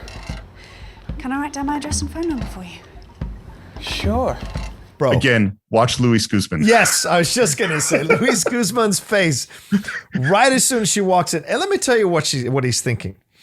As a Latino, let me tell you, he's like, crazy white people. Crazy white people. That's all he's thinking, because she's straight up like walking up and he's just like leaning back and he's just like staring at her like, okay. And the other Latino guys are there staring at there as well. Like, this is unusual. So that's what I think is going on in that moment, which I think is brilliant. Just brilliant. Has he had a starring role in a movie? He's done straight to DVD stuff, but he's never been like the star of a main film. No. Because there's so many people who are these amazing character actors who are never not good. Yeah. Who you go, man, I wonder what a Luis Guzman movie would be. There's because he has such range. Oh yeah, yeah. And I like that at the end of the scene, Barry says, I didn't ask for a shrink. That must have been somebody else. Also, that pudding isn't mine. Also, I'm wearing a suit today because I had a very important meeting this morning, and I don't have a crying problem. Okay. Does she believe any of that? I think it's irrelevant whether she believes it because she doesn't care. I think she sensed that he was who he was, and maybe she realized from looking at that picture that, like, once again, she found a guy who kind of she can understand almost instinctively. And so I don't think she cares about any of that shit because she probably has her own weird shit as well, which we'll find out later when they're talking about eating each other's faces off. So, yeah. Of course, we can never know. I think she knows all of it's a lie. And I think it's not, to me, it's not that she doesn't care about his weird shit. It's that she loves his weird shit. Oh, that's a great point. You know what I mean? I think she is waiting for when he will tell her the truth. Right. That's when he really cares about her. They can surrender that to her. Yeah. Good point. Exactly. And she heads off, but we cannot. And that seems like a great moment, really romantic, but we can't end the scene on a romantic note because the phone rings. This is Barry. You just made a fucking war for yourself that you can't afford. And then we go into this weird color space again with these weird sounds and weird noises. And we hear. How do you know this guy's rich? He said he was going to diversify. Diversify what? His business. And we go to Provo, Utah. And we see a woman who we realize this is Georgia. And there's a man that she's talking to who we don't see at first. And then we cut to where a band is playing. Check, 1, 2, test. And we're behind someone's head. You can't do that. It's wrong. Who is oddly familiar. And then we come around and we see Philip Seymour Hoffman. Yeah. Picking what my favorite performance of his is an impossible task because he's just always so good. Fair point. But this one is so different. I just love him in this role. I mean, because he can play status obviously up and down the spectrum, right? Yeah. And certainly Paul Thomas Anderson, in a way, kind of gave Philip Seymour Hoffman his real, kind of a boost to his career, obviously, because playing that character in Boogie Nights. Yeah, and Boogie Nights kind of woke people up to what this guy's talent really is. So to compare that dude who is so awkward around Mark Wahlberg to this guy who is a lion marching around his little domain is such a great change of pace for him. And it's great to watch him. And I love how much it's almost with relish that he enjoys playing this role. You remember years and years ago when we were doing our Kurosawa thing and we were talking about how Kurosawa saw things in Mifune and Takashi Shimura that they could play all these different kinds of parts, and they could play the high status person and the low status person, the goofy person, the intense. They could do it all. Yeah, I think Paul Thomas Anderson is the same thing in what he sees in Philip Seymour Hoffman. Yeah, he's like, oh, this guy. Yeah. Oh yeah, absolutely, totally. And if you want, well, I want you to go right away. I think that's best, and I also really need you to check out a car for me down there that this guy's selling. And he gives them the key to the truck, but they have to gas it up. And keep the receipts. This is not seeming like such a good deal for these guys, but I don't know what you make, on welfare sitting around the house in Provo, Utah. Right. We're on the date. I came to drop my car off on purpose to try and meet you. Oh, my. I thought I should tell you I didn't want to get too far along on going out and be hiding something. Two things about this. If you're on a first date with someone and they say, I didn't want it to go so far and be hiding something, that means that date is going places. You know what I mean? That is a more serious thing to say. And the other thing that occurred to me is he's hiding everything. Yeah. How's your business going? Do you sell all that pudding? And he gets very uncomfortable. The pudding is not a sales item. Why is that? I'd rather not say, if that's okay. I love her line. I'm sorry, was it like a secret pudding? She's so lovely and charming. Yeah. He looks around and in a very conspiratorial way, he tells about the pudding, that it's 10 products for 500 miles. And with a coupon, it's 1,000 miles. And the teriyaki chicken is $1.79, but it's 25 cents for a cup of pudding. But you can get a 4-pack and it has 4 individual barcodes, which means that for $250, you can get 500 miles and then double it to 1,000 miles. If you were to spend $3,000, that would get you 1 million frequent flyer miles. You would never have to pay for a ticket the rest of your life. And this is based on a true story. Oh, yeah. There's a guy named David Phillips who found this error. It was Healthy Choice and American Airlines, and he got 1,253,000 frequent flyer miles from pudding. So these are so to go back to what made Paul Thomas Anderson want to make this movie. I want to make a 90-minute film. I want to work with Adam Sandler, and I read about this pudding guy. That's what I know about how he came up with this film. So you bought all that pudding so that you could get frequent flyer. I know, yes. That's insane. That word insane is a big word to hit him at this moment. Yeah. And then this is where it goes bad, because she says, my sister told me a funny story about you. Mm-hmm. And it ends up his sister told her about the sliding glass door and the hammer. Through a hammer. I don't remember doing that. My sister's a liar. I have to go to the bathroom. This moment when you first see the movie is completely shocking. Yes. Walks into the bathroom and just tears it apart. This is Orson Welles and Citizen Kane. This is, Yeah, it's a good point. I love that he tries to rip the soap off the wall and can't do it. Again, a super hard cut from right in the middle of all this destruction back to him at the table. And we hear, can I talk to you, sir? This guy is so polite considering the circumstances. Yes. Sir, the bathroom was just torn apart. Yeah. Did you do it? No. You didn't just smash up the bathroom? No. Well, who did? I don't know. Sir, your hand is bleeding. I love this answer. I cut myself. How? On my knife. It's just so funny and awkward. I love that it just escalates. I didn't do I'm going to it, have to though. ask you to leave. All right, please don't do this to me. Sir, I'm going to call the police. All right. Can I just stay? Sir, I'm going to crack your fucking head open.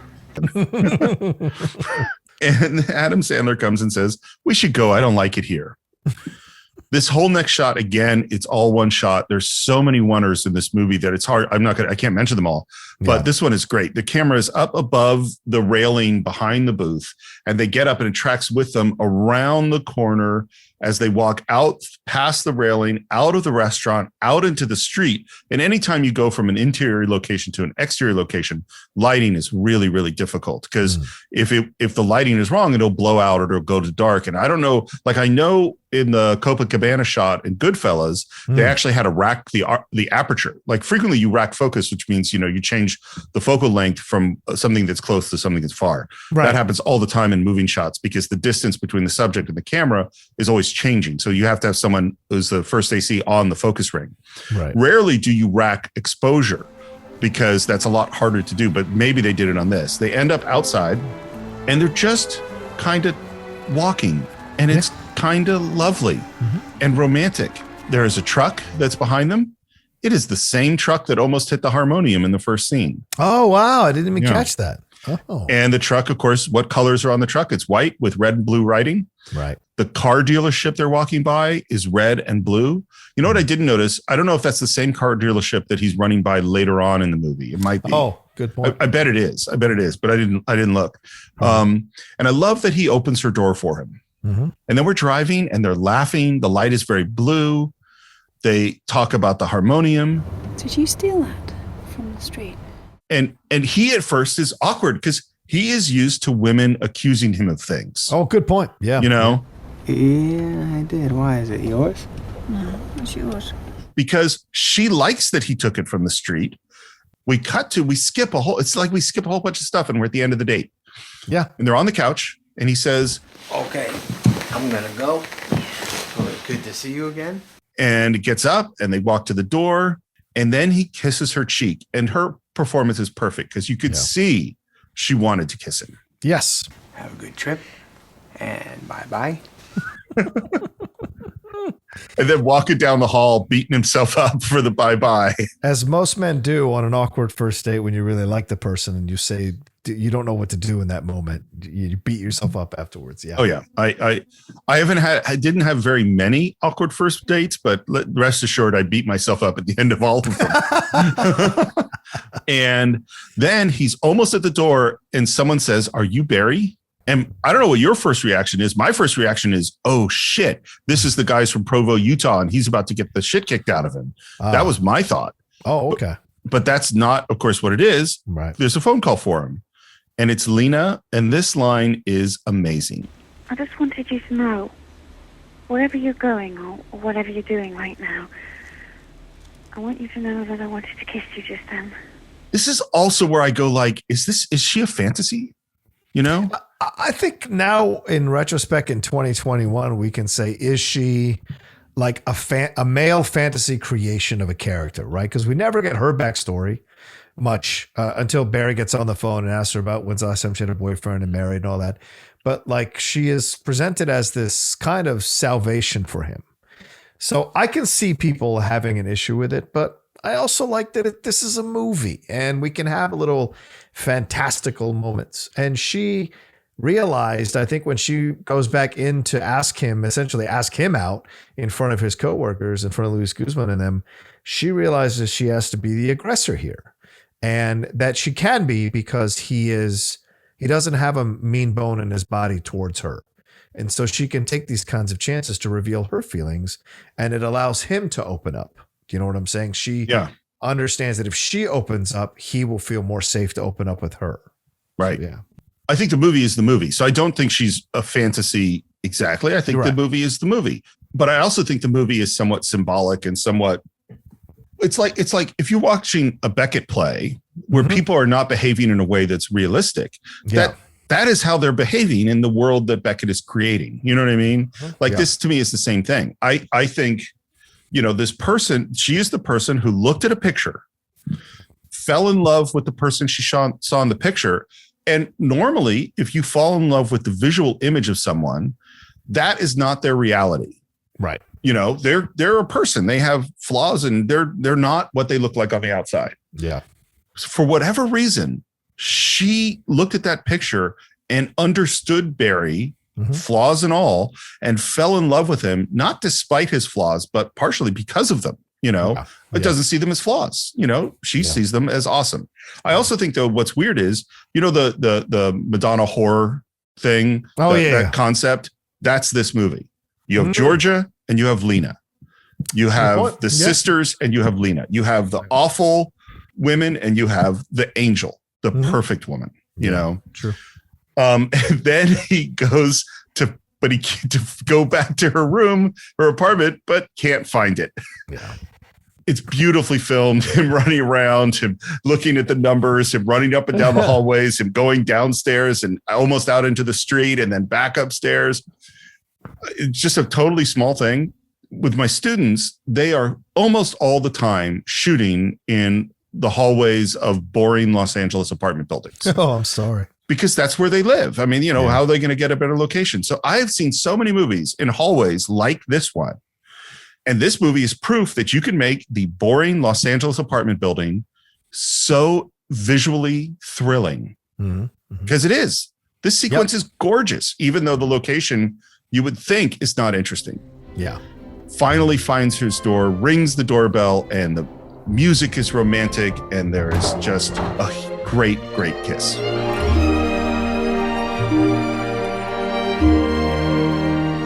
He's out of breath when he runs in there. Yeah. And then he says, I don't freak out very often, no matter what my sister says, okay? This is twice now that he is justified, or actually maybe 3 times, because in the restaurant as well, where he's kind of presented something that isn't really true. And she's gone, okay. He's walking along a white wall after parking his car. We hear tire squeals, and he is grabbed and thrown in the back of a pickup truck. There's just an amazing shot of one of the guys in front of the 99-cent store. And then the camera pulls back, revealing the second guy and revealing the third guy. It's just a cool shot. He takes $500 out of his ATM. That's the maximum. This is what you get when you're a pervert. You said you'd help somebody out and you didn't, so we're just going to take this money back to her. It's like he did. And he says, I didn't say no to her. I declined. Yeah. And then this fourth guy comes out of nowhere and is coming clearly to punch him. And he says, no, please. And I love that he says, ow, ow. Yeah. Before he gets hit. Ow, ow, ouch. Which you imagine this is him reverting back to high school or middle school, right? When he used to get beat up, probably by other guys who thought it was weird, who thought it was different. Because young men are so emotionally stunted at times in those days, and so they see someone who's different and they immediately call him a freak. They want to beat him up because they can't understand him. They have to destroy it.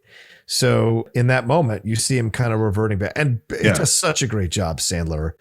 Because when you juxtapose this later on when he fucking beats the shit out of these guys, it's a great change because immediately he's punched to the ground. He kind of like focuses in on the license plate, which it clues him into where they're at, by the way, which is a clue later on.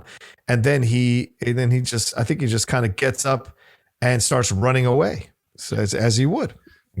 Every single shot in the sequence of him running is cool. I won't describe them, but they're just so cool. And then there's this at the end of it, there's this totally weird moment where he runs and just dives straight off a high thing and then appears down below running away, which is obviously it's a body double.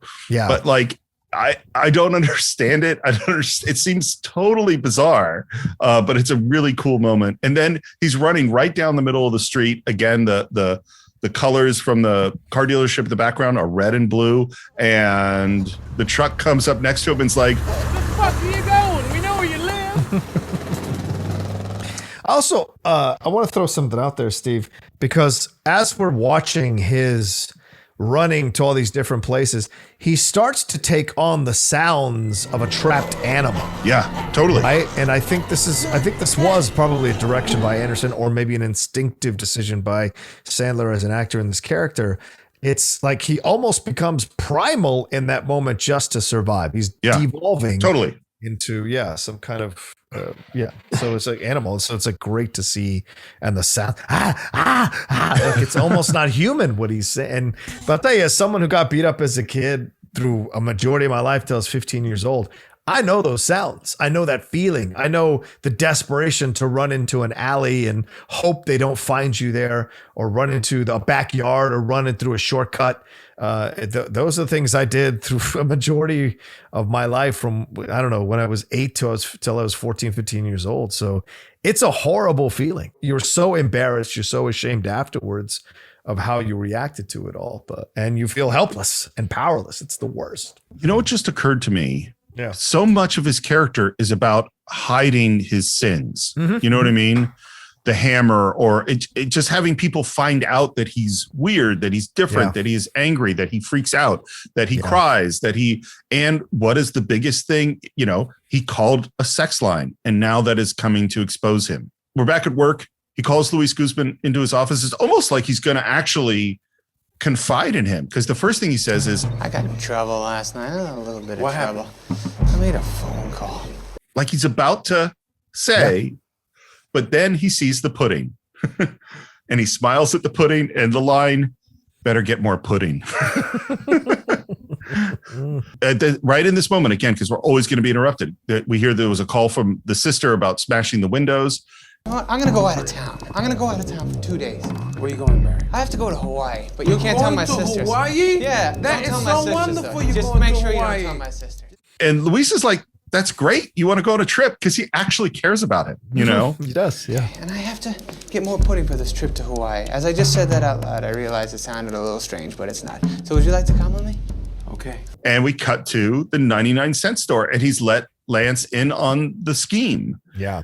He actually grabs like the whole display case of the pudding. We're at a different store, and Lance is getting pudding off the shelf, and Adam Sandler starts to dance. Mm-hmm, mm-hmm. One of the inspirations for this film is the old MGM musicals. Yeah. And what Paul Thomas Anderson said is, he says he wanted it to feel like a musical with no one ever breaking into song. Mm-hmm. Yes. Right. Yeah. It's a musical without being a musical. Yeah. Mm-hmm. And so one of the things he did was, in terms of color and saturation, because the film stocks are really different today than they were in the 40s, 50s when MGM's making all those films. Right. And so he spent a lot of time trying to get that level of color saturation to make it look like that old school kind of musical. Yeah. And he's just giddy now. He's like, it's going to work. And Lance is just like, I'll be online. But this is, and Lance, I'm sure, has dealt with this so much. Yeah, for years. Yeah, because I mean, apparently this business makes money. So Lance makes money. He can feed his kids. Certainly there's people there who he probably picked out every person that's working there. They're probably friends of his or whatever. So he has kind of an autonomy in that place, and equality with Barry in that place. So him going to get the pudding and stuff and helping him out, but he's dealt with Barry's weird shit all the time. So he just rolls on, right? Not a big deal. But I also find this to be an interesting microcosm of the mentality of Barry, Steve, because we have Barry running away, primal. These guys say, we know where you live. Where the fuck are you going? When they confront him as they're driving past, which stops him. And he then runs to the pudding, because the pudding is a place of escape. The pudding is her. The pudding is the possibility to be with her. So his giddiness, his dancing around, is a way of escaping this other real thing that is happening in his life. These people who want to beat him and take his money. Yeah, absolutely. I totally 100% agree. There is one problem, John. Yeah. It takes 6 to 8 weeks to process the coupons for the miles. It's nowhere on the package that it says 6 to 8 weeks, Steve. What the hell? I don't know what to tell you, sir.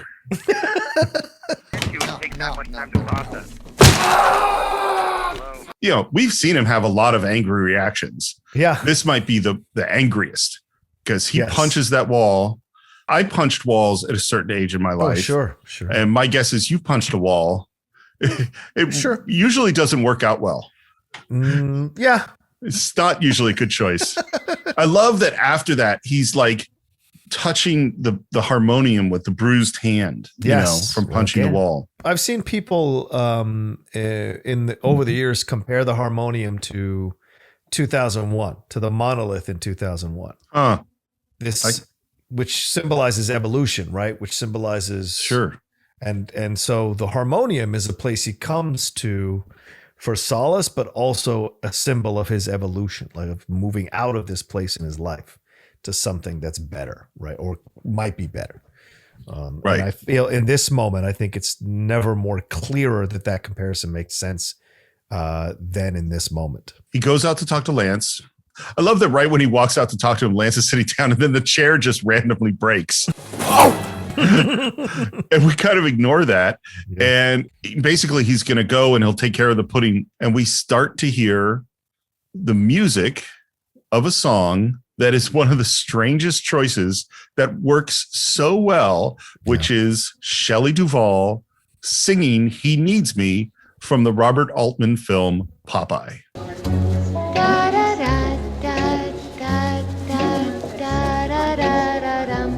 Anderson said he put this in the film because he's a massive Altman fan. And so this was his homage to Altman to use this music. And I would argue that this song works so much better in this movie than it does in Popeye. Well, I would argue that this is a much better movie than Popeye. Oh, fair. I think everything. Although when I was a kid, I loved Popeye. It combined two of my favorite things. It combined Robin Williams, who was my favorite comedian. Mork and Mindy was my favorite show at the height of his comedic Robin Williamness with Popeye, which I watched. I love Popeye cartoons. So I thought this was a great movie. I haven't watched it in 20 years. I would be very curious to watch it today. Yeah, might be an interesting live show one day. Maybe. He runs down the hallway in the airport. And again, he's in the blue suit. The carpet is blue. The people that take his tickets are red. He ends up on a plane, never been on a plane before. It's very cute. Gets to the Honolulu airport. Is walking at first. He starts to run, gets in a cab, says, "Can you take me to where the beaches and hotels are? And I'm going to need a phone." And then he's on the street. A crazy parade is going by. Again, this is where it's really looking like an MGM musical. And he is on the phone calling his sister. Yeah. He just lies to her continuously. He says, "Where are you?" He says, "I'm at work." I'm like, dude, there's a parade next to you. She's not going to believe that. And he tries to tell her that he left the pocketbook at my work. And he wants to get it back to her. Oh my God, I know exactly where she's staying, and you're fucking lying. She didn't forget her purse or a pocketbook. What do you want her number for? Don't do this to me. What do you want her number for? Oh, this is such a great moment. Tell me why. Do you like There's her? no reason for you to treat me this way. You like her? You're killing me. You're killing me with the way you are towards me. And his ramp up in anger is so amazing. All I want is a fucking number. That should be goddamn good enough for you. Now give me the fucking number. Okay. You fucking hear me? Yes. I'm sick of this fucking shit. Barry. Stop fucking treating me this way and give me a fucking number. I'll fucking kill you. You want that? I'm gonna fucking kill you. Frankly, he's a scary person. He can be. Yes. Yeah. Yes. And this is where I go, what has happened with particularly this sister? Yeah. But I think she's the one that cares about him the most out of all of them. But which is why she can affect him deeper than the other ones can. And their chemistry between them both are fantastic as actors. But yeah, this phone call back and forth, Steve, as it escalates, it's so fucking crazy. Yeah. Well, and it's like the dude that has violent outbursts and breaks things and has recently done that. Yeah. When he yells, "I'll fucking kill you," that's scary, Yeah. But then there's again cut and where he's totally different tone because he's calling the hotel. Yeah. Asks for her room, gets a man, calls again, and gets her. Yeah. And again, he lies to her. "I'm standing in my hotel room." Yeah. Dude, you're on the street next to a parade. Bad lie. And I love that he starts to interrogate her about boyfriends and where is she from and was she married? And finally she goes, "Do you want to meet me and talk about this stuff?" Yeah. And he continues to, he just says, where are you from originally? And then we cut to a hotel with pink pillars. I swear to God, I looked at the pink pillars and I went, I've been there. Yeah. This is the Royal Hawaiian. And I was there when I was 5 years old. And I recognized it. So, and I had to check with my mom. I texted my mom. It's like, did we stay? Where did we stay when we went to Hawaii with my grandparents when I was a little kid? Right. And that is where we stayed, at that hotel. Wow. And we're still hearing He Needs Me. It's gone on forever, this song. Yeah. And he walks into the lobby and we see her and she runs up the stair and the camera is pushing in on Barry as he's walking forward with his hand outstretched for a handshake. It pushes him on her as she's running forward and she doesn't shake his hand. She collides with him in a romantic kiss. I love that he goes, oof. And then it's the perfect musical romantic kiss moment. Great shot composition by Paul Thomas Anderson as they are there in silhouette and other people are walking by them on both sides. Feels like something you'd see in a musical. So it's just perfect. Yeah, it's gorgeous. Everything, they're silhouetted. The crowds are walking by in front of them and behind them. Her leg lifts up. They move right in. And it's the poster too, by the way. Yeah. It's absolutely fantastic shot. The cinematographer is Robert Elswit. And, it's beautiful. And this is one where I really wonder the collaboration between a cinematographer and a director. Sometimes the cinematographer is really picking the shots, is really doing the lighting and doing the lion's share of the work. And the director is really working with actors and really working on the script, or they're more interested in post or in other things. And sometimes the director is super, super involved with every single choice in terms of camera. My guess is Paul Thomas Anderson is the latter. Yeah. It's nighttime. People are eating at tables. There's a performance going on of, classically Hawaiian sort of music. The camera moves through the tables to find Barry and Lena sitting at a table with the ocean behind them. Absolutely gorgeous. Really, it looks like Hawaii here. And then she just slowly gets up and walks away, I would say, demurely. And he follows behind, and the camera is behind them. Past the torches, the music is beautiful. There's almost a perfect cut to them now walking towards camera in the hallway. Yeah. And as they walk way down the hallway, we iris in on them in this circle that then tracks their hands because he has reached out and held her hand. Yeah. Then we're in bed and they're kissing. And first thing he says is, I'm sorry, I forgot to shave. And she says, your face is so adorable. Your skin and your cheek. I want to bite it. I want to bite your cheek and chew on it. It's so fucking cute. What do you think about the dialogue that's about to happen, John? I love it because I'll tell you the honest truth. I know I found my Lena because that's what my girlfriend does every day. Lindley loves to chew on my fucking cheeks, both sides. Literally, she will just go, give me those cheeks. I want to chew those cheeks off your face. And so I let her do it. And I have no problem with it because I know it's her way of expressing her love for me. And now I don't want to take a sledgehammer to her face or anything, but there are moments where I hug her really tight when we're cuddling in bed or whatever. And it's my way of the same thing. And she loves it. So, everyone's got their weird shit, man. Everyone's got their weird shit, but it's how she shows me she loves me. She just actually, before we came back from our break, she was gnawing on my cheeks. Oh, I think this dialogue is amazing because I think it's like acceptance. You know what I mean? Of each other. Yeah. Each other's weirdness. Yeah. The fact that he says, I'm looking at your face and I just want to smash it. I just want to fucking smash it with a sledgehammer and squeeze it. You're so pretty. and then she ups it to, I want to chew your face. I want to scoop out your eyes and I want to eat them and chew them and suckle them. Because he's this person with all of this anger and violence and shit in him. Yeah. And he's been hiding it forever. And even though this is playful and he doesn't actually want to hit her face with a sledgehammer, there's this way that it's like some truth. And I love that he just says, this is funny. This is nice. Yeah. And then because maybe this is the first time in his life he feels safe, I think. He says, at that restaurant, I beat up the bathroom. I'm sorry. And she embraces him. Yep. It's beautiful. It's bright daylight, and Lena is on the phone and talking to the sister about some business thing. Yeah. And his sister says, "Did my brother call you?" And she says, "No." Really sorry that didn't work out. No, it's fine. I mean, you wouldn't want to go out with him anyway. Honestly, he's such a freak sometimes. But then Lena responds, kind of agreeing with her, and then his sister pushes back and goes, "Now, wait a minute. You don't have to say that. He's not that much of a freak." It's the weird thing within families where I can criticize my brother or my sister, but if someone on the outside criticizes them, I'm going to come after them because you don't know them the way I know my brother or my sister the way I do, you know? And so I love that she still defends him with all the fucked up way she treats him. She still cares about him and defends him from Lena's comments.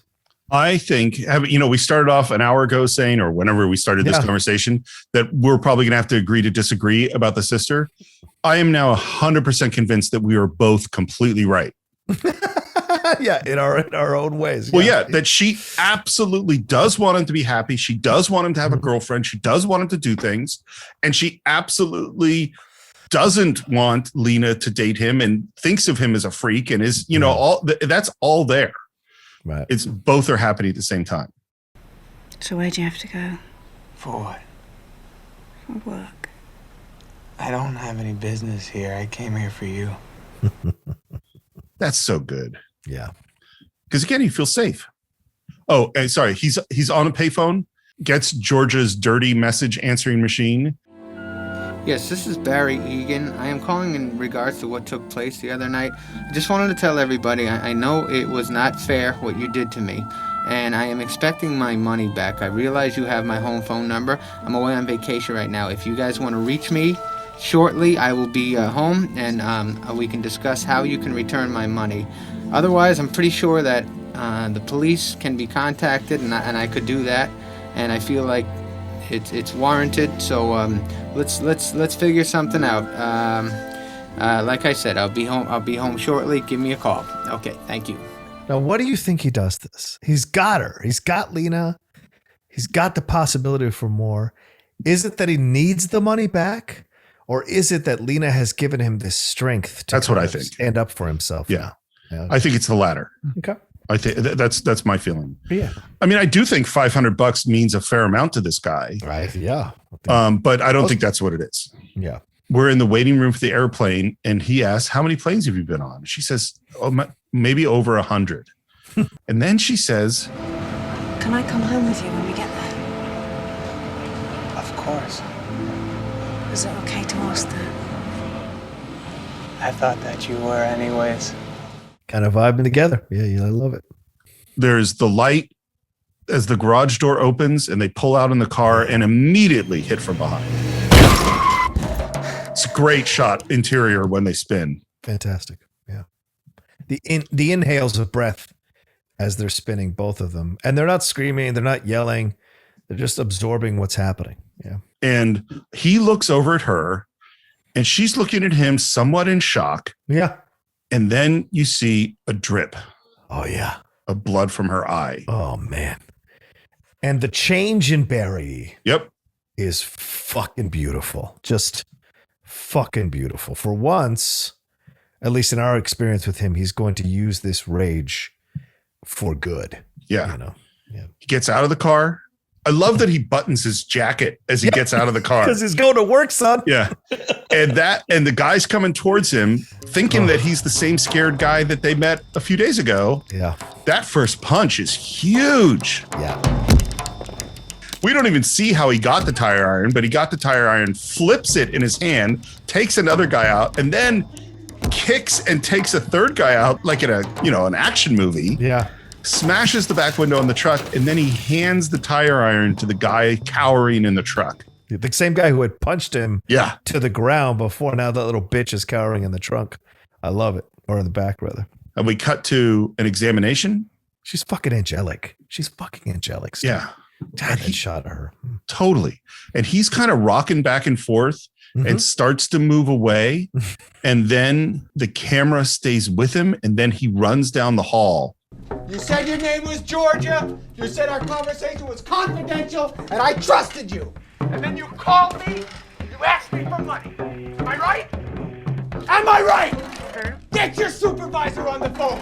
Or whoever owns that place. I want him on the phone. Do you hear me? And her reaction to this guy is totally different from how she was dealing with him before. Yep. Because she can hear in his voice that something changes. No, this is bad. Something Shut must have up. happened. Will you shut up? Because Dean is 100% confident. Yeah. What's your name, sir? Answer me. What's your name, asshole? I'm Barry Egan. How do I know? You could be anybody, You're a bad person. You have no right taking people's confidence in your service. You understand me, sir? I love Philip Seymour Hoffman. Shut up! Shut the fuck You have up! no right to take people's Shut trust. up! Will you shut up? Shut up! Shut up! And Barry is like grunting, he's so angry. Back in the hospital, Lena asks if the guy in the blue suit is around the corner. And the nurse says, yeah, the police want to take your statement. That's not who she meant. She didn't mean the police. Mm-hmm. We're back to Barry, who's with the phone, walks out of his office, the phone cord dangling behind him. He goes back to the hospital. She's gone. Yeah. He calls directory assistance and he puts it together. D&D Mattress Man in Utah. And we cut to, again, these weird colors and stuff, strings in the music. This reminded me of Vertigo. Mm. Like the weird fantasy sequence in Vertigo. Yeah. There's the wide shot of the mattress store. Barry walks towards it. Georgia is doing Dean's hair inside. And then they turn and they look and we don't see what they're looking at. And then the camera moves and there is Barry backlit in just a heroic shot. It's a Western standoff. Totally. It's awesome. And at first, Dean is going to bully him. We've seen Dean be completely powerful throughout this whole film. Yep. And that is not what's going to happen. Nope. I have so much strength in me, you have no idea. And they're almost nose to nose. I have a love in my life. It makes me stronger than anything you can imagine. I would say that's that, Mattress Man. And Dean says, you came all the way from LA to tell me that? Yes, I did. And there's a pause. All right. That's that. And he turns and walks away. And then I love as Barry is leaving, he tries to regain his power. Yeah. Yep. And yells, Now get the fuck out of here, pervert! Barry turns back. He's still holding the phone, John. Yeah, yes, he is. Didn't I warn you? That's that. And then he shoves the phone into the employee's chest and walks out. Back at work, he runs in. Lance asks if he's okay. He runs through the place, says, I'm fine. He grabs the harmonium, and we're in the hallway, in Lena's hallway. He's panting. He rings the doorbell. She opens it. She's in the red dress. We've had a lot of romantic speeches on the Cine-Files. Mm-hmm. This is a really good one. Yeah, it is. I'm so sorry. I left you at the hospital. I called the phone sex line. Before I met you. And 4 blonde brothers came after me. And they hurt you. And I'm sorry. And then I had to leave again because I wanted to make sure you never got hurt again. And I have a lot of pudding. And in 6 to 8 weeks it can be redeemed. So if you could just give me that much time, I think I can get enough mileage to go with you wherever you have to go, if you have to travel for your work, because I don't ever want to be anywhere without you. So could you just let me redeem the mileage? And she says, you left me at the hospital. You can't do that. If you just give me 6 to 8 weeks, I can redeem the mileage and I can go with you wherever you have to travel. And the music builds, and it builds, and they kiss, and she holds him, and then we're back at work, and she walks in silhouetted past the plungers. She's in red. He's playing the harmonium. She stands behind him, puts her hands on his shoulders, kind of embraces him as the camera pushes in, and she says, So here we go. what does So Here We Go mean? What's here we go together. Let's see what happens. Our next adventure, this relationship. Here we go. Yeah. And if you've listened to the song off the soundtrack, Here We Go, the lyrics are incredible. It's all about finding the person who's fucked up stuff seems normal to you and your fucked up stuff seems normal to them. Yeah. It's brilliant kind of bookend to this moment. It was disappointing at the box office. It made 17 million US, about 25 million worldwide. He won for Best Director at Cannes and was nominated for the Palme d'Or. Yeah. Sandler was nominated for the Golden Globe. And that is all the information I have on the reception of this film. Why don't I give my final thoughts first? Sure. I think, first of all, Paul Thomas Anderson can make more with less than almost any director I can think of.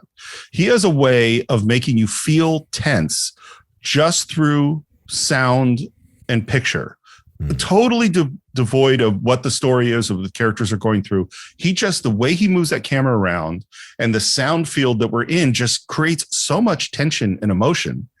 I think Adam Sandler's performance is amazing. I continue to speculate about what this film means, but I also go to that line of, I don't know how other people are. This is a movie that it's almost like it makes the internal life of this troubled person external. That's how I feel about it, is that whether it's a fantasy or subjective or just this is all what happens, I am feeling so much of what this person is feeling throughout this film. And I think that's really powerful. How about you? We've seen so many films about romance that were guys that we could relate to a degree, but were in their own way fantastical interpretations of men. Like if you look at When Harry Met Sally, Billy Crystal is this guy who's very successful, but he's kind of closed off. He's kind of dark a little bit because he reads the last page of a book, but he's a sexual machine. I Made a Woman Meow. We've seen Cary Grant. We've seen, Channing Tatum. We've seen Dax Shepard, for lack of a better term, but we've also seen so many good-looking standard guys in romantic comedies and in romantic films. John Cusack in Serendipity, what have you. But this is a film about people who are not these good-looking, the most accomplished, blah, blah, blah, and they've got some inner turmoil. It is, and some real struggles with panic attacks and anxiety. And I love that there's romantic films for these people too, because these people do find love as well.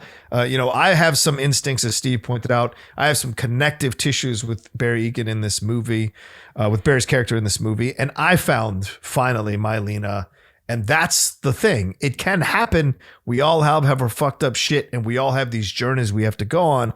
And it was about time in 2002 that somebody made a movie about romance that didn't star people that we would normally feel a connective tissue to and feel like they're the normal person trying to find love. This is a very unusual person that also deserves love, also deserves to be accepted for who they are and maybe changed by this experience, both of them. And I think that's the power of this movie, is that it represents a new, more realistic approach to love to a degree. And I know it's fantastical elements, but still realistic in terms of the messed up natures that we all have within us, and that those people deserve love as well. And if some of you feel a very strong affinity for Barry or Lena, depending on which way you fall there, you deserve love as well. And I think that's the power of this movie, that it can happen. It can happen if you are open to it. So that's what we think of Punch Drunk Love. Of course, we always want to hear what you think. Please visit our Facebook page, do a search for the Cine-Files. You can subscribe to the show at all the usual places, Apple Podcasts, on YouTube. Please leave reviews on Apple Podcasts. Leave your comments on YouTube. You can buy or stream Punch Drunk Love on our website, Cine-Files.net, along with every other movie we've ever reviewed. You can support the show on Patreon and suggest your own film, just like Punch Drunk Love.